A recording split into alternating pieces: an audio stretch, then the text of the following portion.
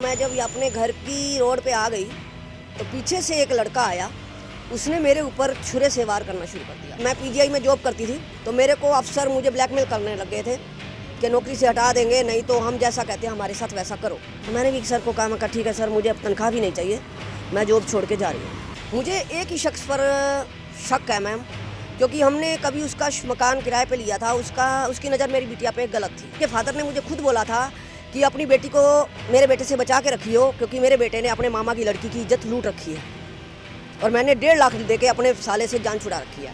मैं अपनी माँ का यार नहीं जो अगर तुझे सबक नहीं सिखाया तो। इसके बड़े भाई ने वहाँ अपने मोहल्ले में कहा था, मैंने 10,000 रुपये में पुलिस खरीद ली है, इस औरत को तो हम ऐसा सीधा करेंगे जिंदगी में याद करेगी।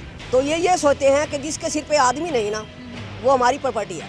उसके फादर भी एक नशेड़ी है और मुझे जहाँ तक शक है ये सनी बांगा का ही काम है। झगड़ा हुआ, इस लड़के ने क्या किया, अपने चाचा के लिए गुंडे बुलवाए थे और अपने चाचा को गुंडों से धमकी दिलवाई थी। पीछे भी ये लड़का एक बार इसकी बिटिया हुई थी सनी बांगा की, तो मानसरोवर पार्क में किसी और लड़की के साथ पकड़ा गया था। मैंने पैसे दे के इसे छुड़वा के लाया था। उस टाइम मैं भी हाथ उठा गया था, भाई यार तेरी ये बीवी नहीं है, ये तो कोई और है। खुद सनी बांगा कहता है कि हम तो पुलिस खरीद लेते हैं। मुझे पुलिस पर भी भरोसा नहीं है। फौजी कैंटीनों का माल है, वहाँ से ये सारा माल चोरी का लाते हैं। मेरे पीछे पड़ा हुआ था एक बार, इसने सनी ने मेरी लड़की के ऊपर गंदा हाथ भी डाला था मार्केट के अंदर। मैंने पुलिस चौकी भी गई थी।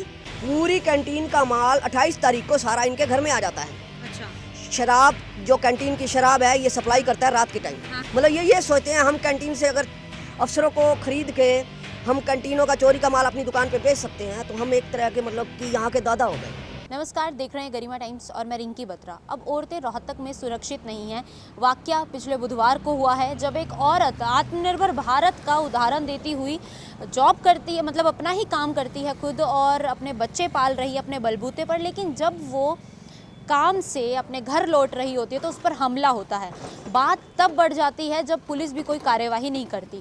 ये सभी बातें जो हैं वो औरत हमें बताएगी। और आपके ऊपर हमला हुआ है, क्या पूरा वाक्य रहा बताइए। ऐसे था, मैं 9 बजे घर आ रही थी शॉप बढ़ा के, तो मैं जब अपने घर की रोड पे आ गई तो पीछे से एक लड़का आया, उसने मेरे ऊपर छुरे से वार करना शुरू कर दिया। जब उसका तीसरा वार चला तब मुझे महसूस हुआ कि कोई मुझे वार कर रहा है।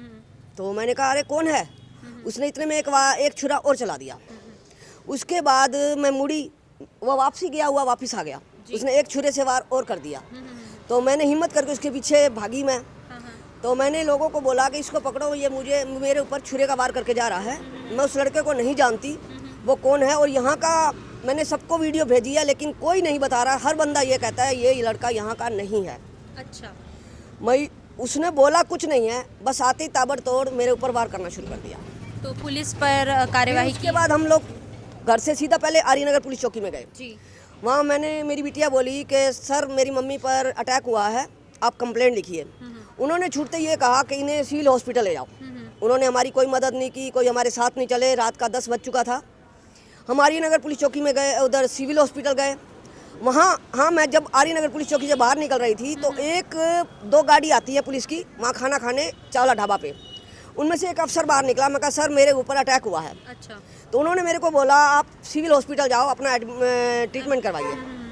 ठीक है भाई, हम लोग गए वहाँ। डॉक्टर ने मतलब कि सुआ डाल के देखा, बोले ये तो 1.5 इंची है और इसके टांके लगेंगे। अच्छा। तो बोले कि आपको रात रहना पड़ेगा। मैं बोली कि नहीं, मैं रात नहीं रहूँगी, मेरी बिटिया और मैं दुनिया पर विश्वास नहीं करती। तो उन्होंने पहले 233 रुपये की पर्ची गई थी, फिर बोले कि ऐसा है आप इंजेक्शन लगवा जाओ, दवाई दे देते हैं, लेकिन सुबह हमारा किसी को नाम मत लीजिएगा कि आप हमारे पास आए थे ट्रीटमेंट के लिए। सिविल हॉस्पिटल में बोला? हाँ जी। मैं बोली कोई बात नहीं मैडम, मैं किसी को नाम नहीं लूँगी, लेकिन मैं रात नहीं रहूँगी, मैं किसी पर विश्वास नहीं करती। मेरी बिटिया बोली मम्मी कुछ नहीं होता। मैं कहा नहीं, जब हम वहाँ सेफ नहीं तो हॉस्पिटलों में क्या सेफ है। जब मैंने पीजीआई की, ऐसा कोई आपके साथ घटना हुई है कि आप जो कह रहे हैं दुनिया पर आपको विश्वास नहीं है? हाँ जी, क्योंकि मैं पीजीआई में जॉब करती थी। हाँ जी। तो वहाँ जॉब करती थी तो मेरे अफसर को मालूम हो गया मेरा हस्बैंड नहीं है, तो मेरे को अफसर मुझे ब्लैकमेल करने लग गए थे कि नौकरी से हटा देंगे, नहीं तो हम जैसा कहते हैं हमारे साथ वैसा करो। अच्छा। तो मैंने उनको बोला अगर यही बिजनेस करना होता तो मैं घर बैठ के करूँगी, तेरे इस 6545 के लिए थोड़ा ही आऊँगी पीजीआई में। तो मैंने वहाँ जॉब छोड़ दी थी। मेरी क्या नाम था उनका? अधिकारी डॉक्टर वगैरह थे या कोई और? नहीं, अकाउंट ऑफिस में अकाउंट अफसर था, उनका नाम था मनोचा, राजेश मनोचा। अच्छा। उसके बाद उन्होंने मेरे को सोमनाथ चावला जी के पास भेजा। सोमनाथ चावला जी ने भी मेरे को यही बात कही, तो मैंने उनको बोला मैं आपकी जॉब नहीं करूँगी। क्या काम करने के लिए उन्होंने बोला था? मैं गलत काम करने के लिए, अटैचमेंट होने के लिए, उनके साथ अटैच होने के लिए। अच्छा, उन्होंने ये बोली है? हाँ, तो मेरे को चावला साहब बोले आप मान जाओ, तेरे पास और कोई रास्ता नहीं है। तो मैंने चावला साहब को बोला चावला साहब मैं भीख मांग लूँगी, अपना कोई काम धंधा देख लूँगी, लेकिन मैं यहाँ नौकरी नहीं करूँगी। मेरी आज भी 30,000 रुपया पीजीआई में पेंडिंग पड़ा है, मैं तनख्वाह लेने कभी नहीं गई।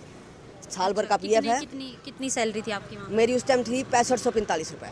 अच्छा। बैरर की जॉब थी मेरी, 6545 तनख्वाह थी। मैं इसी वजह से वो जॉब छोड़ दी थी मैंने। कितना टाइम की है, कब से कब मैंने तक? 1 साल की है, 2013 तक। अच्छा।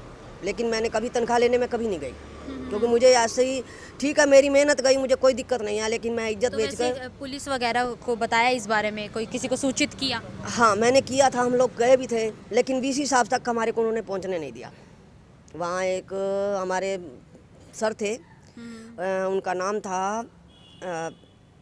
वो अब इस टाइम 13 वार्ड में है, नया जो पीजीआई बना है 13 वार्ड मेंटल वार्ड, उसके अफसर हैं जियो मलिक। अच्छा। मैंने उनसे की थी बात, मैं सर ऐसे ऐसे बात है। बोले ललिता अब तो मेरी ट्रांसफ़र हो चुकी है, वहाँ होता तो मैं कुछ ना कुछ करता, अब मेरी सुनवाई नहीं है। तो मैंने भी सर को कहा, मैं कहा ठीक है सर, मुझे अब तनख्वाह भी नहीं चाहिए, मैं जॉब छोड़ के जा रही हूँ। अच्छा। मैं जॉब छोड़ के मैंने ये बिजनेस शुरू किया।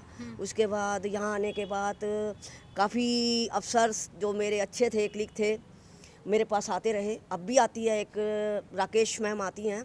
तो अभी जैसे अभी आपने वाक्य बताया कि आप अकेला काम कर रही हैं, अकेली घर में कमाने वाली है और कोई भी है? नहीं, मैं अकेली हूँ, मेरी बिटिया एमएससी कर रही है, तो मैंने उसे ट्यूशनें बंद करवा रखी है। मैंने सीधा एक ही बोला है बेटा तू पढ़, जितना हो सकेगा मैं करूँगी।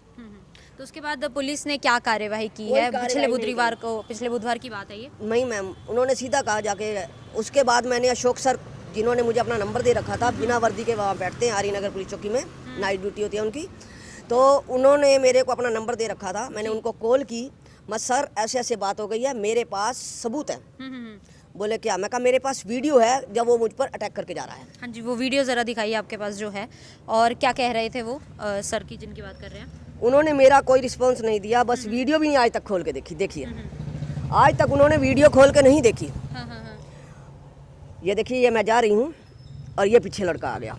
हाँ जी। ये लड़का आया 4-5 वार करता हुआ, और मैं इसके पीछे भागी हूँ, तो ये भागना शुरू कर दिया। मैंने इसने मांगा कुछ नहीं मेरे से, कोई चीज़ छीनता है या कुछ है, बस वार करके भाग लिया। तो ये अपना वार करके भागा है, तो कोई रंजिश लग रही है कि मार कर गया? हाँ, मुझे रंजिश लगती है मैम, क्योंकि मैंने कभी, मेरी मार्केट में मेरे से बहुत प्यार करते हैं, जितने भी गरीब रेडी वाले हैं या दुकानदार हैं, मुझे एक ही शख्स पर शक है मैम, क्योंकि हमने कभी उसका मकान किराए पे लिया था, उसकी नज़र मेरी बिटिया पे गलत थी। अच्छा। 2012 की बात है। मकान मालिक पर या? मकान मालिक का बेटा है। अच्छा। और उसके फादर ने मुझे खुद बोला था कि अपनी बेटी को मेरे बेटे से बचा के रखियो, क्योंकि मेरे बेटे ने अपने मामा की लड़की की इज्जत लूट रखी है, और मैंने 1.5 लाख दे के अपने साले से जान छुड़ा रखी है। ये बात बोली? हाँ जी। तो ये बात पे मैंने 3.5 महीने में उसका मकान खाली कर दिया। वो लड़का मेरे वहाँ भी पहुँच गया। मैंने उसको बोला सन्नी मेरी जॉब लग गई है और मेरे घर में आज के बाद मत आइयो। मैंने और तो और अपने पड़ोसन को उसकी शक्ल दिखाई। मैं बोली सोमा इस लड़के को ध्यान से देख ले, इसको मेरे घर में घुसने मत देना। अच्छा। और दूसरा मैंने अपनी बेटी को पक्का किया, मैं कहा बेटा जब तक मैं नौकरी से ना आऊँ तो गेट मत खोलिए, चाहे कोई भी हो। वो तब की रंजिश लेता चला आ रहा है। और छोटी दिवाली वाले दिन उस लड़के ने, मेरी मार्केट में आप पता कर सकते हैं, छोटी दिवाली वाले दिन 9:30 से 10:30 बजे की चावला जो ढाबा है उसकी वीडियो निकलवा सकते हैं। उस लड़के ने आके बेमतलब मेरे साथ रंजिश किया और जाता हुआ मेरे को एक डायलॉग मार के गया, मैं भी अपनी माँ का यार नहीं, मैं अपनी माँ का यार नहीं जो अगर तुझे सबक नहीं सिखाया तो। आपको बोल कर गया? हाँ, मैंने हंसना शुरू कर दिया। मैं तेरे फादर की बात सच थी, जो तू अपनी माँ का तो पक्का यार है, तू बेटा नहीं अपनी माँ का फाइनली यार है, क्योंकि तेरे फादर ने मेरे को तेरे बारे में कोई बात बताई थी, अपनी बीवी के बारे में और तेरे बारे में। और उस लड़के ने 3-4 बार बोला कि मैं अपनी माँ का यार नहीं जो अगर मैंने तुझे सबक नहीं सिखाया था। मुझे मैम उसी सन्नी बांगा पर, तनिष्क एंड सभी कॉस्मेटिक वाले सन्नी बांगा पर ही शक है, और कोई ये काम नहीं कर। दुकान कहाँ है इसकी? ये मैम जो मेन मार्केट की सब्जी मंडी है। कहाँ पर? लोकेशन बताइए। कैंप में या? और कैंप में ही है जी मैम। अच्छा, कैंप में है। तनिष्क एंड सभी कॉस्मेटिक वाला बहुत मशहूर है। अच्छा। होलसेलर है ये। अच्छा। और पीछे भी एक बार ऐसे ही कोई बेमतलब इन्होंने मेरे खिलाफ पुलिस चौकी रिपोर्ट कराई थी, तो इसके बड़े भाई ने वहाँ अपने मोहल्ले में कहा था मैंने 10,000 रुपये में पुलिस खरीद ली है, इस औरत को तो हम ऐसा सीधा करेंगे ज़िंदगी में याद करेगी। तो क्या ऐसा क्या कारण है कि अकेली औरत को इस तरीके से मतलब कि वो ये सोचता है इसकी जवान बेटी है, और हम अभी भी पीछे भी इसके बड़े भाई ने मार्केट के अंदर किसी लेडीज पे मतलब कि गलत हरकत की थी, वो बेचारी नौकरी छोड़ के भाग गई थी उनकी वजह से। हाँ, उसके बड़े भाई ने उस औरत को छेड़ा था, तो ये बात मार्केट में दबा दी गई थी, क्योंकि वो एक तलाकशुदा औरत थी, उसका छोटा सा बेटा था, तो ये मार्केट में काफ़ी हल्ला होता हुआ दब गई थी बात। तो ये सोचते हैं कि जिसके सिर पे आदमी नहीं ना, वो हमारी प्रॉपर्टी है।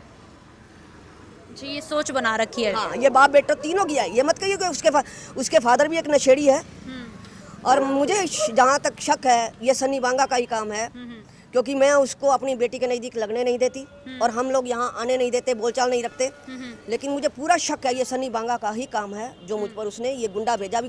अभी कल मैंने गौतम कराकरी वाले से पूछा था, मुझे डाउट था, मैं कल प्राइवेट हॉस्पिटल से अपना चेकअप करा रही हूँ, इलाज करवा रही हूँ, तो मैंने ऐसे ही पूछा सोनू से, मैं कहा सोनू सन्नी कहाँ है? बोला वो तो 1 हफ्ता हो गया, अब आता भी नहीं। पहले वो आता था, जब भी मेरी आवाज़ सुनता था भाग के निकल के देखने आता था। बुधवार को भी उसने हरकत करी है, और सारी मार्केट को पता है, इस औरत को देखते ही भाग के झाँकने लग जाता है। तो मैं बोली क्यों, कहाँ गया? बोला मेरे को कल मिला था, मैंने पूछा था क्या बात यार, अब तो मेरे साथ बैठ के पीता भी नहीं है। बोला आजकल मेरा उठन बैठन जाटों के साथ है, मैं जाटों के साथ खाता पीता हूँ, और जाटों के साथ ही रहता हूँ।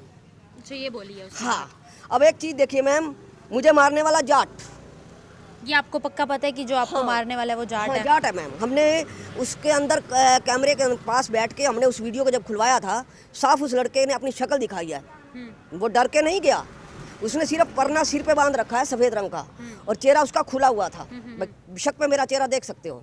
अच्छा। लड़का जाट था, और ये लड़का भी जाट के, और तो और इसके चाचा और सन्नी बांगा के चाचा और पापा का एक बार झगड़ा हुआ था। अच्छा। तो झगड़ा हुआ, इस लड़के ने क्या किया, अपने चाचा के लिए गुंडे बुलवाए थे, और अपने चाचा को गुंडों से धमकी दिलवाई थी, और हम लोग देख के हैरान हो गए थे भी, भाई भाई के झगड़े तो छोटे मोटे होते हैं, इस लड़के ने गुंडे क्यों बुलाए? उसने अपने मतलब कि अपने चाचा को गुंडों से धमकी दिलवाई, और आज यही वजह है इसके चाचा सब इतने डरते हैं कि ये कुछ भी कहें वो मुंह नीचे कर जाते हैं। तो अभी जैसे सरेआम बात की जाए तो आप कह रही हैं कि इस तरीके की धमकी आपको मिली है, धमकी क्या आप पर हमला ही हुआ है? हमला हुआ है मैम। तो इसके बाद कह रहे हैं सेफ नहीं है रोहतक महिलाओं के लिए? रोहतक सेफ नहीं है मैम। देखो मैंने ये देखा, जिसके पास बेटी है ना, और जिसके सिर पे आदमी नहीं है, यहाँ इतनी गुंडागर्दी है कि बेटी वाले सेफ नहीं है यहाँ, मैं स्पष्ट बता रही हूँ, बेटियों के लिए सेफ नहीं है। पीछे भी ये लड़का एक बार इसकी बिटिया हुई थी सनी बांगा की, तो मानसरोवर पार्क में किसी और लड़की के साथ पकड़ा गया था। अच्छा। इसको छुड़ाने वाला उसका, उस टाइम इसकी दुकान किराए पे थी, तो इसने अपने मकान मालिक को बुलाया था, और वो बता रहा था कि मैंने पैसे दे के इसे छुड़वा के लाया था। उस टाइम मैं भी हाथ उठा गया था, भाई यार तेरी ये बीवी नहीं है, ये तो कोई और है। तो बोला हाँ मैं इसीलिए ही तो अंकल आपको बुलाया, मुझे छुड़ाओ, नहीं तो मेरे भैया और मेरे बाप मुझे मार देगा। तो अभी मांग किस चीज़ की रखती हैं आप? मैं देखो मैम, मैं ये चाहती हूँ, ये मुझे इसके, क्योंकि ना तो ये लड़का अपने माँ बाप के कहने पे आने वाला, बिल्कुल बिल्कुल, ना ये भाइयों के, ये एक तरह का छटा हुआ बदमाश बन चुका है। अच्छा। हाँ, आप कभी भी इसकी शॉप पर जाएंगे, लड़कियों को देख के आँख न्यू करके बैठ जाएगा, लेकिन अंदर से इसके कपट रहता है हर टाइम। बहुत शराफत दिखाते हैं, लेकिन अंदर से कपटी है ये परिवार। तो मैम मेरी डिमांड यही है कि क्योंकि इसके खुद सनी बांगा कहता है कि हम तो पुलिस खरीद लेते हैं, मुझे पुलिस पर भी भरोसा नहीं है। मेरा जो मैम आज मेरे को 8 दिन 9वां दिन हो गया, मैं घर बैठी हूँ, मेरे बड़े भैया की, क्यों मेरे फादर हैं नहीं, मेरे बड़े भैया ही मेरा खर्चा पानी चला रहे हैं, मेरे भाई मुझे खर्चा भेज रहे हैं। मैम एक बात बताइए, जिसका खर्चा अपने परिवार अपनी मेहनत से चलता, उसे दूसरे से लेके क्या मिलेगा? ये तो मेरे बड़े भैया को मैंने अपने फादर की जगह दे रखी है, मैं उन्हें फादर बुलाती हूँ, तो वो मुझे मदद करे। अगर वो मदद ना करे तो मैम मेरा क्या होता, मैं तो किराए पे बैठी हूँ।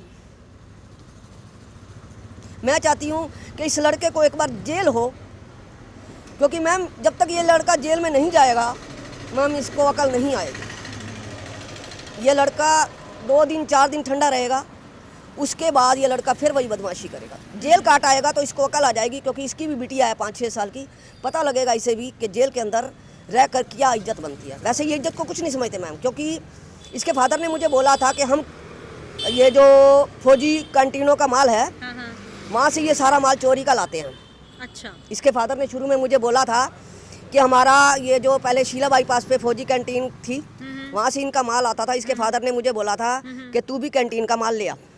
तो मुझे मेरे पीछे पड़ा हुआ था। एक बार इसने सनी ने मेरी लड़की के ऊपर गंदा हाथ भी डाला था मार्केट के अंदर। मैंने पुलिस चौकी भी गई थी, पर इन्होंने एडजस्टमेंट कर ली। मैडम आंटी का आगे से गलती नहीं होगी, मेरी बहन है, ये है वो है। तो तब से मैंने इसके ऊपर काफ़ी वीडियो बनाई पीछे जाके कि ये कैंटीन से चोरी का। अब तो ये खुले हम ला रहे हैं। अच्छा। पूरी कैंटीन का माल 28 तारीख को सारा इनके घर में आ जाता है। अच्छा। शराब, जो कैंटीन की शराब है, ये सप्लाई करता है रात के टाइम। हाँ। तो मुझे इसके किसी जानने वाले ने मुझे बताया कि इनके घर में जो चाय पत्ती के पैकेट पड़े हैं ना, थैले पड़े हैं स्टोर के अंदर, उसके अंदर सारा फौजी कैंटीन की शराबें भरी पड़ी हैं। अच्छा।